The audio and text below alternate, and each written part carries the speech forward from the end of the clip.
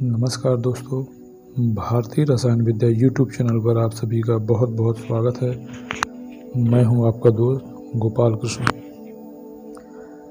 जैसा कि पिछले वीडियो में हमने बहुत सारे रासायनिक पदार्थों के बारे में चर्चा की थी, उसी कड़ी को आगे बढ़ाते हुए आज के इस वीडियो में हम बात करेंगे उस केमिकल की, उस पदार्थ की जिसको ऑर्थोफॉस्फोरिक एसिड कहा जाता है।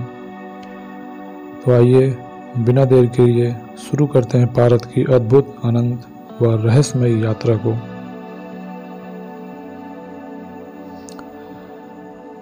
दोस्तों, पिछले वीडियो में मैंने आपको बहुत सारे केमिकल्स के बारे में जानकारी दी थी और आज का ये वीडियो बहुत ख़ास है। तो वीडियो में आगे बढ़ने से पहले आप सभी से रिक्वेस्ट है, चैनल को सब्सक्राइब करें, शेयर करें, लाइक करें। आइए प्रारंभ करते हैं। आज का वीडियो ऑर्थोफॉस्फोरिक एसिड के बारे में है, जिसका उपयोग कीमियागरी में किया जाता है। इस वीडियो में हम बात करेंगे ऑर्थोफॉस्फोरिक एसिड किस प्रकार से हम आसानी से बना सकते हैं और उसका हम कीमिया में किस प्रकार से प्रयोग कर सकते हैं। ऑर्थोफॉस्फोरिक एसिड का निर्माण हड्डियों के चूर्ण या फास्फेट सेल के चूर्ण, इसके मिश्रण से, या केवल हड्डियों का चूर्ण ले लें या फास्फेट सेल के चूर्ण ले लें, और इन दो पदार्थों से या सिर्फ एक ही पदार्थ से हम ऑर्थोफॉस्फोरिक एसिड को बना सकते हैं।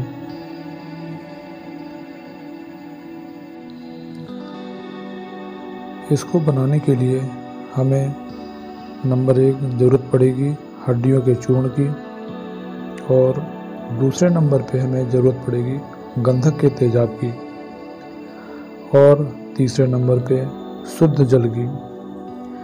इन तीनों की मदद से हम इस फास्फोरिक एसिड या ऑर्थोफॉस्फोरिक एसिड का निर्माण करेंगे। तो सबसे पहले हम क्या करेंगे, हड्डियों के चूर्ण को बारीक पाउडर कर लेंगे। जितना अधिक से अधिक बारीक हो जाए उतना अच्छा है। इस हड्डी के चूर्ण को हम गंधक के तेजाब के साथ इसकी रासायनिक अभिक्रिया कराएंगे। तो मान लीजिए हमारे पास अगर 100 ग्राम हड्डियों का चूर्ण है, तो उसके लिए हमें लगभग 300 ml गंधक के तेजाब की आवश्यकता पड़ेगी, और उसमें 6 गुना पानी, शुद्ध जल 6 गुना मिला करके हम इस रासायनिक अभिक्रिया को करेंगे। तो करना क्या है कि गंधक के तेजाब और पानी को आपस में मिलाकर रख लेंगे और हल्की आंच पर उसको गर्म करेंगे। जब गंधक का तेजाब हल्का गर्म हो जाए, तब उसमें हम इस हड्डियों के चूर्ण को या फास्फेट सेल के चूर्ण को चुटकी चुटकी डालते जाएंगे। जैसे ही रासायनिक अभिक्रिया प्रारंभ होगी, उसमें से धुआं भी निकलेगा, तो आपको उस धुएं से, उस गैस से बच करके रहना है। तो जब रासायनिक अभिक्रिया शुरू हो जाए और वो हड्डियों का चूर्ण पूरी तरह से जब तक उस तेजाब में समाप्त ना हो जाए, तब तक दूसरी चुटकी ना डालें। जब हड्डियों का चूर्ण उस तेजाब में पूरी तरह से समाप्त हो जाए, उसके बाद ही अगली चुटकी डालेंगे। इस प्रकार से धीरे धीरे करके हम पूरे हड्डियों के चूर्ण या फास्फेट सेल के चूर्ण को गंधक के तेजाब को खिला देंगे। तो होता क्या है कि जब हम धीरे धीरे गंधक के तेजाब को खिलाते जाएंगे, तो गंधक का तेजाब हमारा न्यूट्रल होता जाएगा। उसकी रासायनिक अभिक्रिया करने की क्षमता धीरे धीरे घटती जाएगी। उसमें हड्डियों में जो फास्फोरस और कैल्शियम की मात्रा होती है वो उस अभिक्रिया के द्वारा कैल्शियम और फास्फोरस को तोड़ देता है और फास्फोरस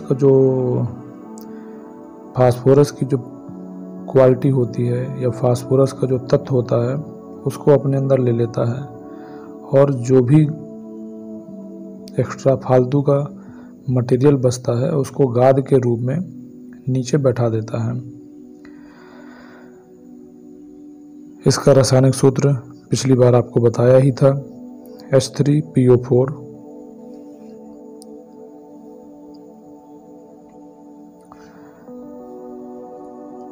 ये इसकी रासायनिक अभिक्रिया है। आप गौर से देखें, हड्डियों के चूर्ण या फास्फेट सेल के चूर्ण का रासायनिक समीकरण Ca3PO4 का होल ट्वाइस। इसको हम कैल्शियम फास्फेट भी पढ़ते हैं। इसकी रासायनिक अभिक्रिया हम H2SO4 यानी सल्फ्यूरिक एसिड या गंधक के तेजाब के साथ इसकी रासायनिक अभिक्रिया करेंगे और शुद्ध जल की उपस्थिति में। तो बनने वाला जो पदार्थ है वह है H3PO4,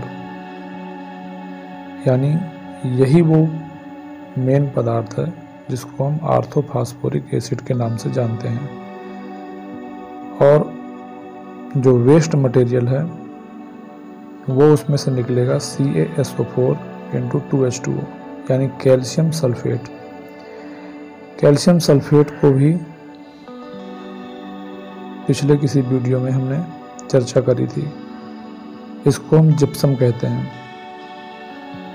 इसका रासायनिक सूत्र CaSO4 है जिसको हम जिप्सम कहते हैं, जो कि प्लास्टर ऑफ पेरिस के नाम से भी जाना जाता है। सभी लोग परिचित हैं इससे। तो इस रासायनिक अभिक्रिया के दौरान नीचे तेजाब की तली में इसकी गाद बैठी हुई मिलती है और ऑर्थोफॉस्फोरिक एसिड का गाढ़ा द्रव हमें अपने बर्तन में या जिस भी पात्र में आप कर रहे हैं प्रयास करें कि आप इसको कांच के बीकर में करें। तो कांच के बीकर में जो भी गाढ़ा द्रव ऊपर रहेगा वही ऑर्थोफॉस्फोरिक एसिड है और जो नीचे गाद के रूप में बैठा हुआ मिलेगा वो होगा जिप्सम यानी कैल्शियम सल्फेट।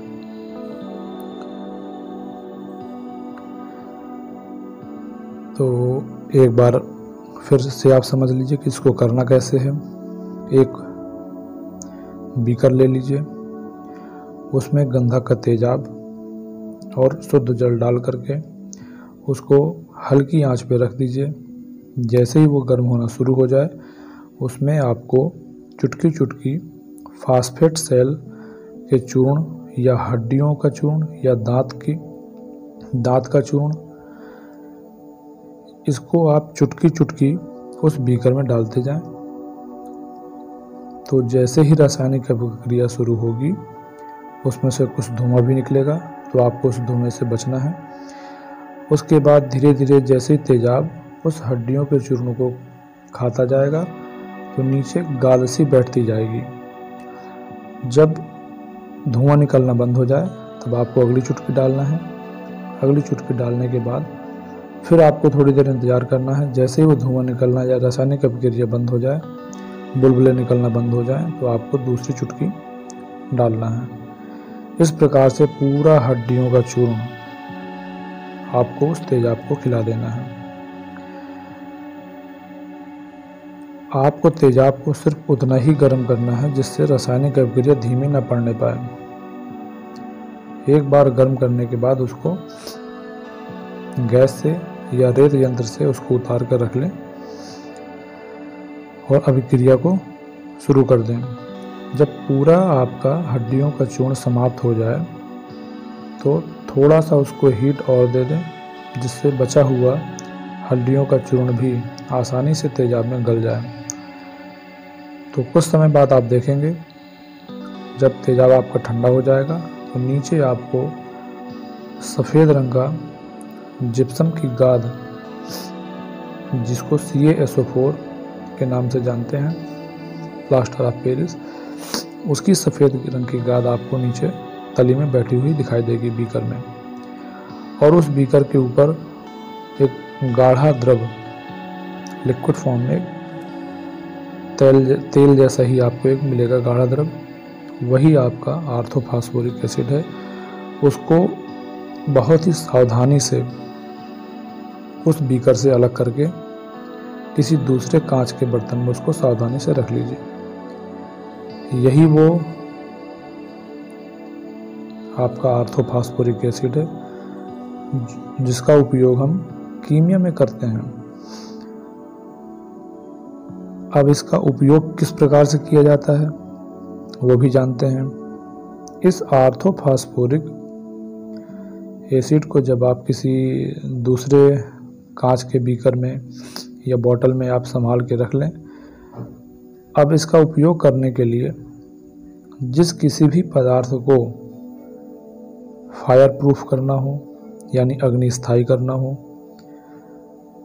तो उसके लिए जो भी पदार्थ आपका उड़नशील है यानी जो आग में रखने पर उड़ जाता है, उन सभी पदार्थों को यह फास्फोरिक एसिड स्थायी करता है। तो इसके लिए मैं यहाँ सिर्फ इशारा ही आपको बता रहा हूँ, इशारा ही दूंगा, जो समझने वाले हैं उस चीज़ को समझ जाएंगे।